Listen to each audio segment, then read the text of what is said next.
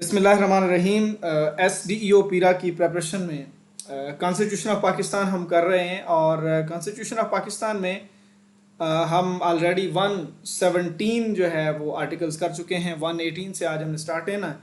तो last lecture में भी मैंने आपको बताया था कि जिस तरह हमने फेडरल गवर्नमेंट, प्राइम मिनिस्टर और प्रेसिडेंट और फिर जो फेडरल कबीना होती है और फेडरल जो फंड्स और फेडरल अकाउंट्स हैं, फेडरल इदारे जितने भी हैं उनकी मैनेजमेंट और मिनिस्ट्रीज़ और सेक्रेटेरिएट जिस तरह देखा था उसी तरह हम प्रोविंशियल असम्बली का देख रहे हैं। तो ऑलरेडी कुछ चीज़ें हम कर चुके थे लास्ट में और आज हम 118 से स्टार्ट करेंगे। उसके बाद फाइनेंशियल प्रोसीजर है 118, हमने उधर भी पढ़ा था फेडरल कंसोलिडेटेड फंड, यहाँ पे हमने प्रोविंशियल कंसोलिडेटेड फंड पढ़ना है। सेम उसी तरह सारी चीज़ें। तो ये कौन कौन सी चीज़ों के ऊपर मुश्तमिल होता है, ये लोन्स वगैरह और उसके अलावा प्रोविंशियल अकाउंट में जो चीज़ें होती हैं, मनीज़ वगैरह सारी, ये तो हो गई फेडरल कंसोलिडेटेड फंड में, ठीक है। और दूसरा एक पब्लिक अकाउंट होता है, जिस तरह उधर public account of the federation था, यहाँ पे public account of the province है। ये वाली चीज़ें अदर देन ऊपर वाली चीज़ें, ये वाला सारा कुछ जो है ये किस में आएगा, पब्लिक अकाउंट में। ये वो सारी उसी तरह की चीज़ें हैं, ठीक है। ये है कि रिसीव्ड बाय और on behalf of the province, कोई और अमाउंट अगर आई है तो रिसीव्ड बाय और deposited with the high court, उधर सुप्रीम कोर्ट की बात हो रही थी। सुप्रीम कोर्ट में अगर किसी ने कोई सरकारी खाते में कुछ जमा करवाया, किसी ने किसी रिकवरी या किसी भी मद में, तो इधर आएगा। कस्टडी किसके पास होगी? फेडरल गवर्नमेंट में जब हमने देखा था सेम है, वो बार बार आपको रिवाइज इसलिए करवा रहा हूँ क्योंकि ये चीज़ें सेम हैं, आपने इनसे घबराना नहीं है, ठीक है। तो यहाँ पे प्रोविंशियल कंसोलिडेटेड फंड और public account of the province जो है, इसकी कस्टडी जो है प्रोविंशियल गवर्नमेंट के पास होती है, प्रोविंशियल गवर्नमेंट के पास, ठीक है। वही उसी ने इनको पैसे कौन से इसमें आएंगे, कितने निकलवाए जाएंगे, सारा कुछ हुई। Annual budget statement, annual budget statement जिस साल जो कुछ हो रहा है उसमें जो कुछ हुआ है, जितने पैसे लगे हैं उसकी स्टेटमेंट और आइंदा के लिए हमें क्या क्या चाहिए, ठीक है। ये एनुअल बजट स्टेटमेंट में ये चीज़ें शामिल होती हैं।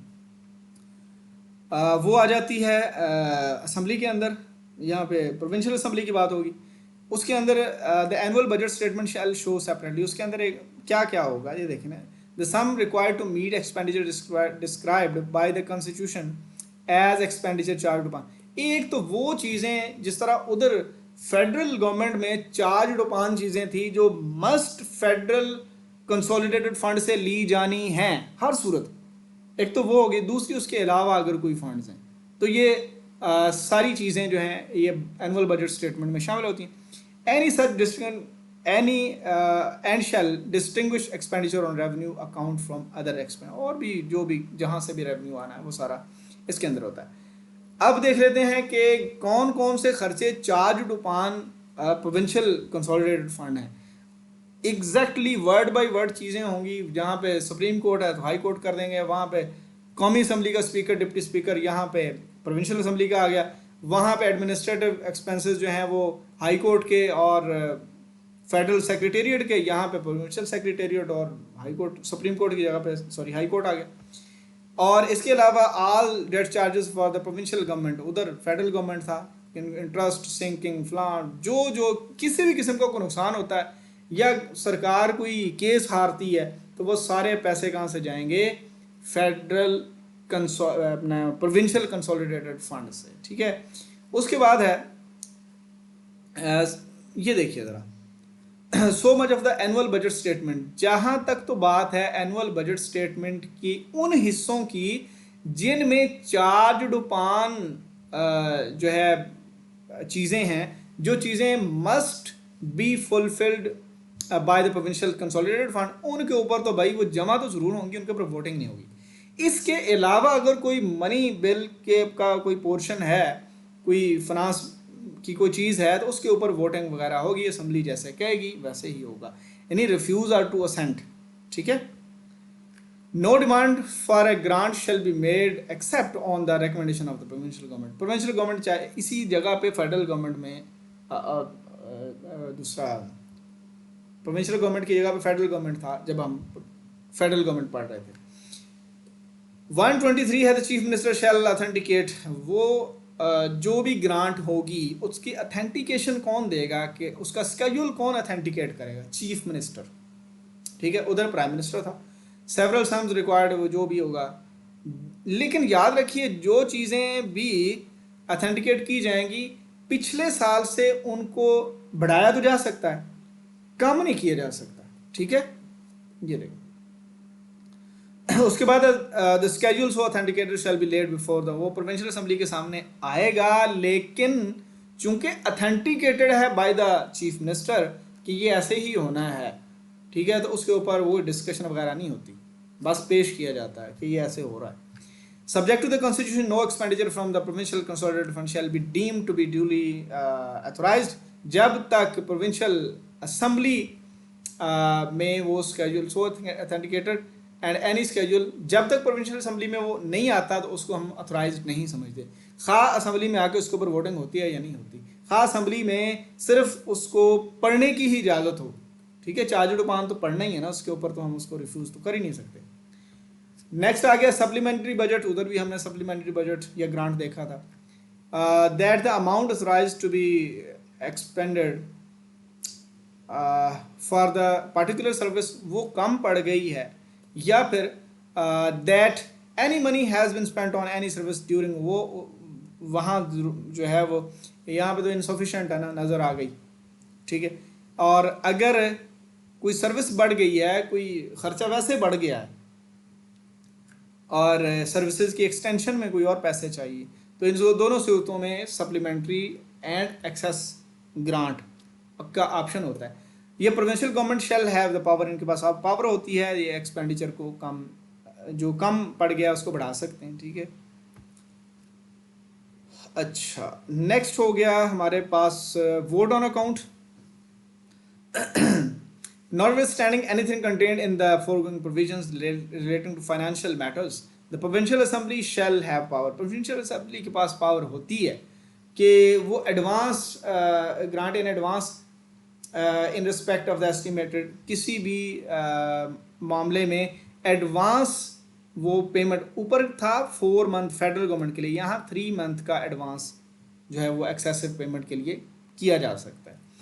और power to authorise expenditure when assembly stand dissolve, जब असेंबली डिसॉल्व हो गई है तो फिर एडवांस वाली तो बात नहीं होती, क्योंकि नए प्रोजेक्ट तो शुरू नहीं ना करने होते, ठीक है। जब नए प्रोजेक्ट शुरू नहीं करने होते तो 4 month in the financial year ये पेंडिंग है, ठीक है। जो प्रोविंशियल गवर्नमेंट जब प्रोविंशियल असेंबली डिसॉल्व होगी तो जो प्रोविंशियल गवर्नमेंट बाद में केयर टेकर टाइप बनती है उसके पास क्या अथॉरिटी है? Notwithstanding anything contained in the foregoing provisions relating to the financial matters at any time when the provincial assembly stand dissolved, जब वो dissolve हो गई, the provincial government may authorize expenditure from the provincial consolidated fund in respect of the estimated expenditure for a period not exceeding 4 months in any financial year pending completion। ये word बड़ा ही काम का, इसका मतलब नया project तो फिर वो गवर्नमेंट नहीं शुरू करेगी, तो यहाँ पे एडवांस में भी कर सकते हैं ना जब आपकी असली गवर्नमेंट है। जब आपकी असली गवर्नमेंट नहीं है तो पेंडिंग वाले कोई 4 महीने के पेंडिंग तक ये एक्सेसिव जो है ग्रांट या सप्लीमेंट्री बजट वो पेश किया जा सकता है। अब आ जाते हैं जनाब 127 है। 127 बड़ा ही मज़े का है और बड़ा जो है इंटर रिलेटिंग है। Subject to the constitution the provisions of clause 2 of 2 to 8 of article 53, इसमें स्पीकर डिप्टी स्पीकर इनके इख्तियारात हो गए। और उसके बाद 54 आ गया, इसमें समन एंड प्रोरोगेशन जो है ये गवर्नर साहब असम्बली की करते हैं प्रोविंस में, उधर प्रेसिडेंट साहब करते थे। उसके बाद 63 से 67 तक आ गया, 67 तक। इसके अंदर ज़ाहिर है ये 63 में तो डिस्क्वालिफिकेशन वाली बात है, और उसके बाद सीट की वैकेशन वाली बात आ जाएगी 67 तक। उसके बाद 69 है ओथ, और फिर आगे 77 हो गया, 78 हो गया, 87 हो गया, और 77, 87 और 88 ये सारे क्या हैं? Security of court, taxes by law, और सेक्रेटेरिएट होंगे, फाइनेंस कमेटी होगी। टैक्स बाय लॉ का मतलब कोई ऐसा नया जो है वो टैक्स नहीं लग सकता जो लॉ में या एक्ट में पहले मौजूद नहीं है, ठीक है। सेक्रेटेरिएट होंगे प्रोविंशियल उसी तरह जिस तरह के फेडरल थे। फाइनेंस कमेटी उसी तरह चलेगी जिस तरह उधर दोनों हाउसेज की थी, इधर प्रोविंशियल असेंबली की फाइनेंस कमेटी वही बताएगी कौन से पैसे कहाँ लगाने। असेंबली बिजनेस के रिलेटेड जो खर्चे होते हैं उनकी बात हो रही है। तो ये सारी चीज़ें any reference in those provision, जहाँ पर हाउस या नेशनल असेंबली था वहाँ पे प्रोविंशियल असेंबली, जहाँ पे प्रेसिडेंट था वहाँ पे गवर्नर आ गया, और जहाँ पे फेडरल गवर्नमेंट था वहाँ पे प्रोविंशियल गवर्नमेंट आ गया। सारी चीज़ें, जहाँ पे प्राइम मिनिस्टर था वहाँ पे चीफ मिनिस्टर आ गया, और फेडरल मिनिस्टर की जगह पे प्रोविंशियल मिनिस्टर आ गया। तो ये सारी चीज़ें। और जो बिजनेस डेज हैं वहाँ पे कितने थे, 130 थे ना नेशनल असेंबली के, तो यहाँ पे कितने हैं, 100, और सेनेट के 110 होते हैं। ठीक है, बिजनेस डेज 1 to 8 है। The governor may except when provincial, ये ऑर्डिनेंस की बात होने लगी। उसी तरह ऑर्डिनेंस बनेगा, वो वहाँ पे बनता था 120 दिन का, यहाँ पे बनेगा 90 दिन का। 90 दिन का जो प्रोविंशियल असेंबली है वो एक बार एक्सटेंड करके 180 तक ले जा सकती है। ठीक है, दूसरी बार वो नहीं एक्सटेंड हो सकता। अभी मैं सारी रीडिंग नहीं करूँगा, मैं आपको वैसे बता रहा हूँ। और अगर इसके दौरान जो गवर्नर साहब हैं, ये देखिए 90 डेज और फर्दर एक्सटेंशन, और ओनली वंस, ये सेम वही 90 + 90 हो जाएगा। वहाँ पे कितना था, 120 + 120, और इसके दौरान अगर गवर्नर साहब उसको विदड्रॉ कर दें तो कर दें, without prejudice to the provisions of clause 2, ये पीछे जो एन ऑर्डिनेंस लेड बिफोर, जो असेंबली के सामने आएगा, to be a bill introduce, वो बिल की तरह होगा। ठीक है, नेक्स्ट हमारा चैप्टर 3 का प्रोविंशियल गवर्नमेंट्स आ जाता है। प्रोविंशियल गवर्नमेंट्स उसी तरह जिस तरह फेडरल गवर्नमेंट थी, यहाँ पे प्रोविंशियल गवर्नमेंट होगी। Subject to the constitution, the executive authority of the province shall be exercised in the name of governor.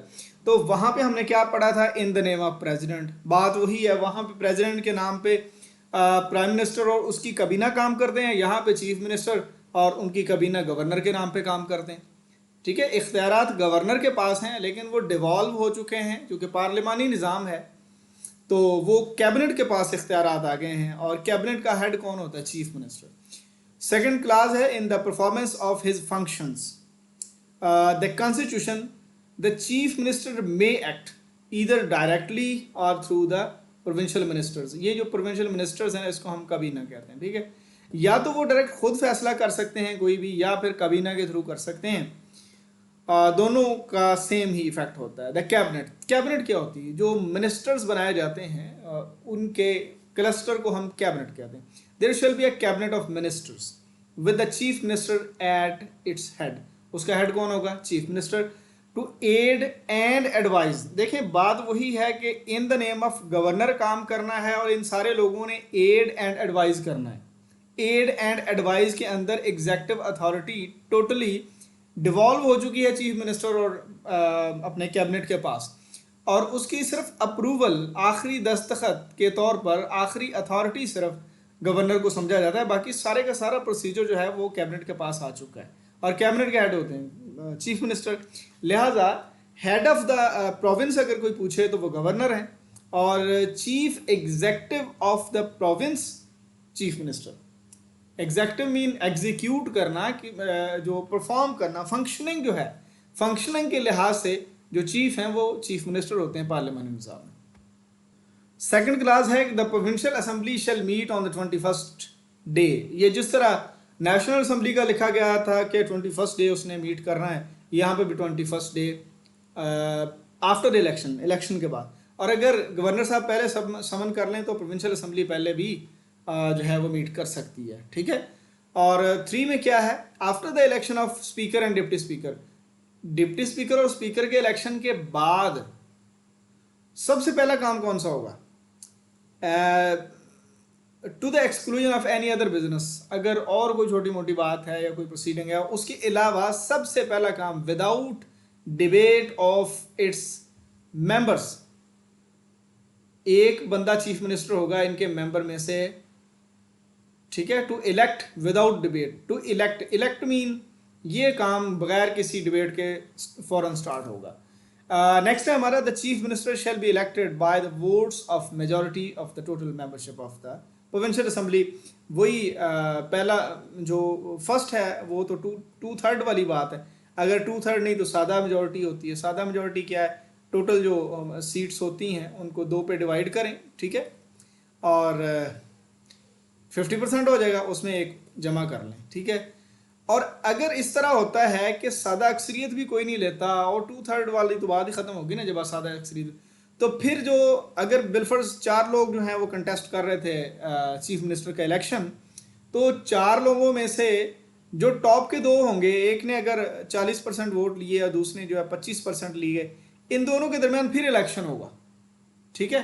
तो फिर देखेंगे ज़ाहिर सी बात जिसने 40 लिए वो खुद ही ऊपर चला जाएगा। अच्छा, और द मेंबर इलेक्टेड अंडर ये जो चीफ मिनिस्टर, ठीक है, shall be called upon the governor to assume the office of chief minister.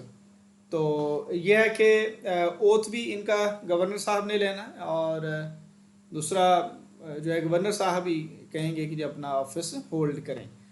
Provided that there shall be no restriction on the number of terms.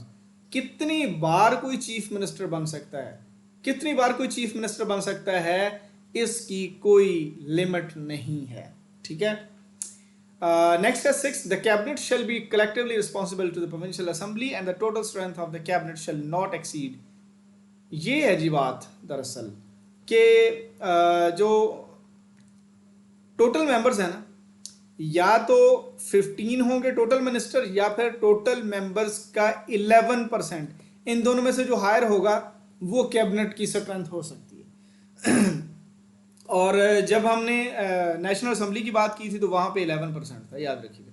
Provided that the force limit shall be effective from the next general, ये चूंकि amendment पहले की तो उन्होंने कहा था कि 18 amendment ये 10 ये इस अगले उससे अगले इलेक्शन से ये फॉलो करना है। 7 क्लास है the chief minister shall hold office, वो अपने प्लेजर पे ऑफिस होल्ड करेंगे, और but the governor shall not exercise his power. लेकिन ये नहीं होगा कि किसी दिन अगर चीफ मिनिस्टर अपने ऑफिस में मौजूद नहीं है लेकिन वो जो है वो अपने ओहदे पर मौजूद हैं, तो गवर्नर साहब उनके इख्तियारात को इस्तेमाल नहीं करेंगे।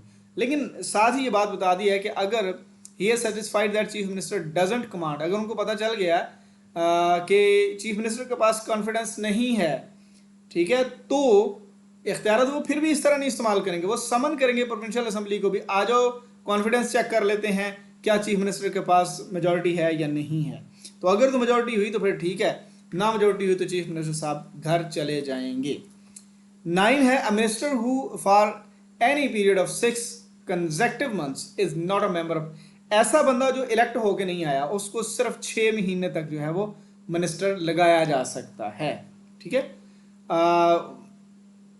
Expiration at expiration of that period cease to be a minister, वो ख़त्म हो जाएगा।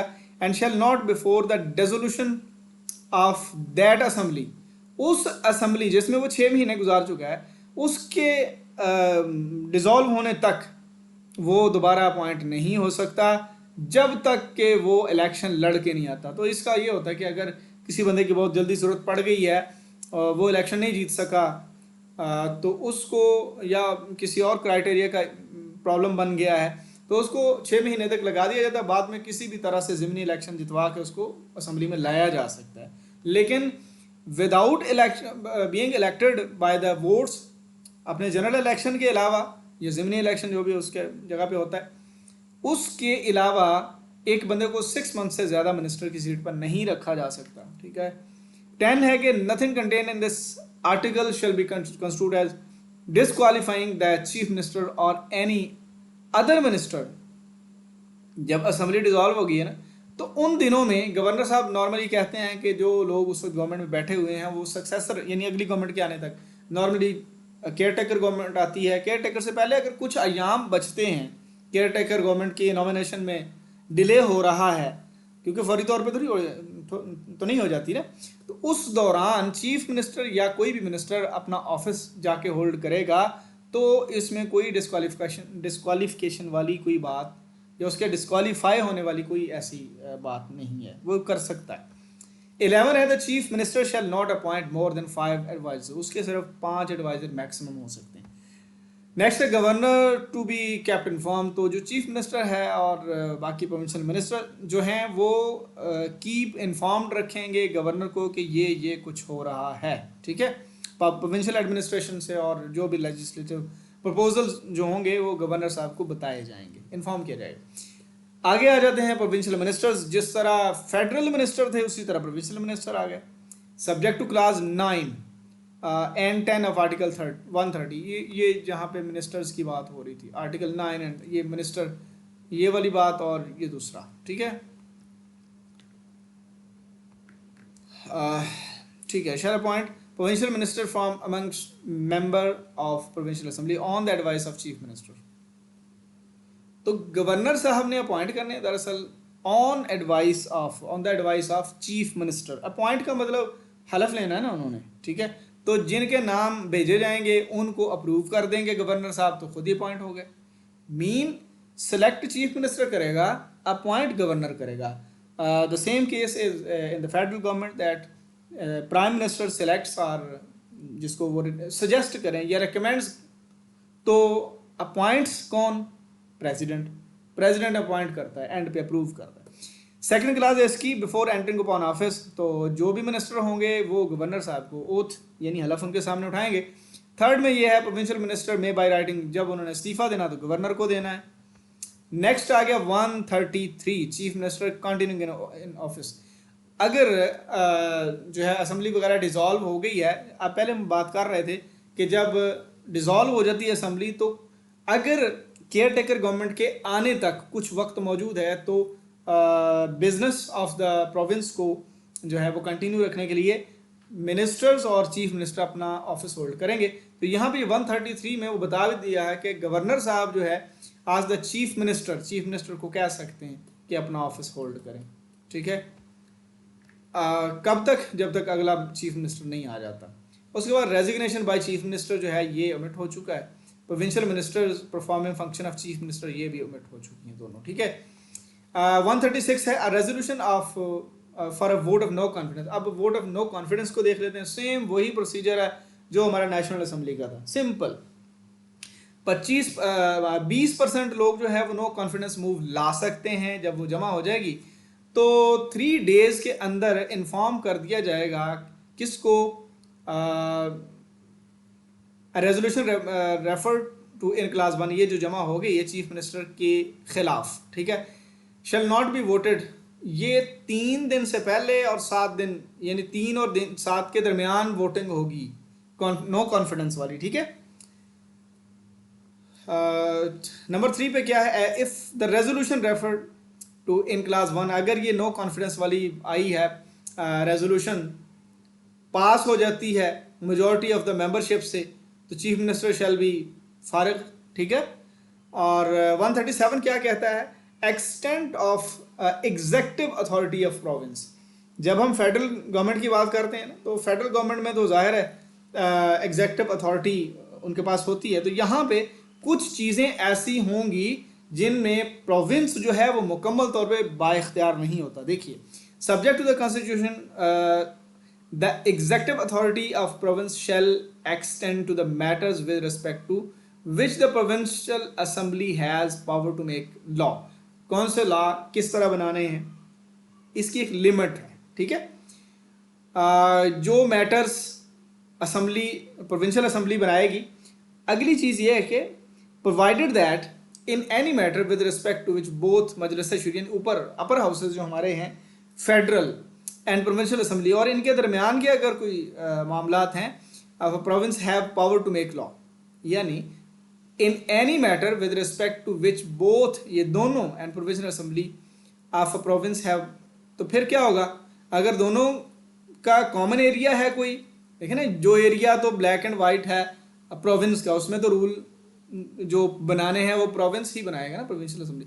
और जो कोई ग्रे एरिया है, कॉमन एरिया है, in respect to which both, इन दोनों से मुतलका जो है, तो वहां पे क्या है, executive authority of the province shall be subject to, वो मशरूत हो जाएगी एंड लिमिटेड हो जाएगी, and the executive authority expressly conferred by the constitution और by law made by Majlis शूरा।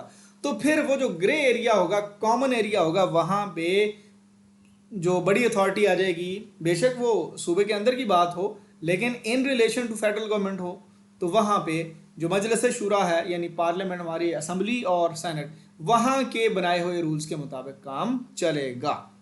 138 क्या कहता है? Conferring of functions on subordinate authorities on the recommendation of provincial government, the provincial assembly may by law confer functions upon officer और authority subordinate to the provincial government. तो जाहिर है provincial government की recommendation से जो सूबाई महकमा जात होते हैं उनके ऑफिसर या जो अथॉरिटीज़ होती हैं उनको अपॉइंट किया जाता है, इख्तियारात दिए जाते हैं। दरअसल इसका मतलब ये 139 क्या कहता है? Conduct of business of provincial government. कैसा बिजनेस? वही ऑल एग्जेक्टिव, वो जो जिस तरह हम इन द नेम ऑफ प्रेसिडेंट पढ़ते थे ना, अब सारे का सारा बिजनेस जो है वो करना तो मिनिस्टर्स ने और चीफ मिनिस्टर ने, क्या कबीना ने करना ना, लेकिन in the name of governor होगा। In the name of governor का मतलब ये कि कॉन्स्टिट्यूशनल हेड गवर्नर है और एग्जेक्टिव हेड कौन है? Chief minister. Simple. The provincial government shell by rules specify the manner in which orders and other instruments made and executed, इस तरह होंगे जैसे भी होंगे, इन द नेम ऑफ गवर्नर होंगे, शैल बी ऑथेंटिकेटेड। ठीक है, एंड वो ऑथेंटिकेटेड मीन वेरीफाइड होंगे, वैलिड होंगे, valid, and the validity of any order और इंस्ट्रूमेंट सो ऑथेंटिकेटेड, जो भी चीफ मिनिस्टर या उनके कबीना ने किया है इन द नेम ऑफ गवर्नर, क्योंकि ये पावर डिवॉल्व हुई है, वो वैलिड ही डिसीजंस होंगे, इनको किसी कोर्ट में चैलेंज नहीं किया जा सकता। ठीक है। नंबर 3 क्लास है इसकी, the provincial government shell also make rules for the allocation and transaction of its business. तो इसका अपने जो भी प्रोसीजर है उसके लिए ये रूल्स खुद बनाएंगे। Advocate general for a province, जब हमने बात की थी अटॉर्नी जनरल की, अटॉर्नी जनरल होता है फेडरल गवर्नमेंट में। ठीक है, और काम क्या होता है? लीगल मुशावरत के लिए इन्होंने जो है वो ओपिनियन देना होता है। तो जो सूबे में होता है वो एडवोकेट जनरल होता है, advocate general for the province. The governor of each, governor लगाएगा, the governor of each province shall appoint, select कौन करेगा? पर्सन बीइंग क्वालिफाइड, ऐसा बंदा जो हाई कोर्ट का जज लग सकता हो। और अटॉर्नी जनरल कौन होता है? ऐसा बंदा जो सुप्रीम कोर्ट का जज लग सकता हो, वो होता है अटॉर्नी जनरल फेडरल गवर्नमेंट का। और एडवोकेट जनरल कौन? जो हाई कोर्ट का जज लग सकता हो, इसको जनाब advocate general of the province बनाया जाता है। ठीक है। It shall be the duty of the Advocate General to give advice to the provincial government upon such legal matters and to perform such other duties a legal character, यानी legal advices जितनी भी हैं वो government को advocate general देगा, provincial government को। The Advocate General shall hold office during the pleasure of the governor. Governor जब चाहेंगे वो अपना ऑफिस होल्ड करेंगे। कौन? Advocate general. And shall not engage any in any private practice, यानी वो प्राइवेट फिर वकालत नहीं कर सकते। ठीक है। द एडवोकेट जनरल में बाई राइटिंग, ये इस्तीफा किसको देंगे? इसको, गवर्नर साहब को। 140A क्या कहता है? Local government. Each province shall by law establish a local government system and devolve political, administrative and financial responsibilities and authority to the elected representative of the local government. ठीक है। नाजिम, नायब नाजिम, किसान counsellor, women counsellor, वो वाली सीटों की बात हो रही। इलेक्शन कौन करवाएगा इनका? इनका इलेक्शन भी इलेक्शन कमीशन ऑफ पाकिस्तान ने ही कर, जिसको हम बल्दियाती इलेक्शन कहते हैं ना, बल्दियाती इंतखाबात, ये उनकी बात हो रही। तो चलें जी, ये पोर्शन भी हमारा यहाँ पे कंप्लीट हो गया और नेक्स्ट पोर्शन में हम इंशाल्लाह 141 से चलेंगे और उसमें देखेंगे हम वो तमाम एरियाज़ जो फेडरल गवर्नमेंट और प्रोविंसेस के दरमियान जो रिलेशनशिप्स होते हैं उनमें हम बिज़नेस किस तरह से चलाते हैं। तो तब तक के लिए मुझे और मेरी टीम को दुआ में याद रखिए, मेहनत कीजिए और जितना भी हो सकता है जल्दी से जल्दी चीज़ों को कवर करने की कोशिश कीजिए। ठीक है। अभी नेक्स्ट हम लैंड रेवेन्यू एक्ट और टेनेंसी एक्ट की रिवीजन भी करवा रहे हैं, और जैसे ये मेजर 3 हो जाएंगे, बाकी इंशाल्लाह रोज़ाना की बुनियाद पे हमने एक एक्ट उठा के जो है ना वो तल कर खा जाया करना, उसकी कोई मसला नहीं है। ये 3 ही मेजर हैं। एक हम मेजर इंशाल्लाह ये आज हम 140 तक आ गए, बाकी पोर्शन भी आपको मिल जाएंगे इंशाल्लाह। और बाकी टेनेंसी एक्ट और लैंड रेवेन्यू एक्ट ऑलरेडी हमारे कंप्लीट हो चुके हैं। ये 3 मेजर आ जाएंगे, और इनमें से अगर 15-15 20-20% भी पेपर आया तो 60% तो यही है ना। बाकी जो छोटे एक्ट हैं जिनमें से 10-10 क्वेश्चन आने हैं, और हो सकता है किसी में से 2-4 ज़्यादा भी आए, तो हमारी कोशिश यही होगी कि उनको ज़्यादा से ज़्यादा हम एक दिन में मुकम्मल कर दें। अगर कोई बहुत लंबा होगा एक्ट तो उसको 2 दिन लगा लेंगे, अदरवाइज़ हम इंशाल्लाह कोशिश करेंगे 10 सितंबर तक, पूरी हमारी कोशिश होगी कि 10 सितंबर तक ये पीरा के जो लाज हैं इनको हम मुकम्मल कर दें। ठीक है जी। दोबारा से अपना बहुत सारा ख्याल रखिएगा। अल्लाह ताला आपका हामी नासिर।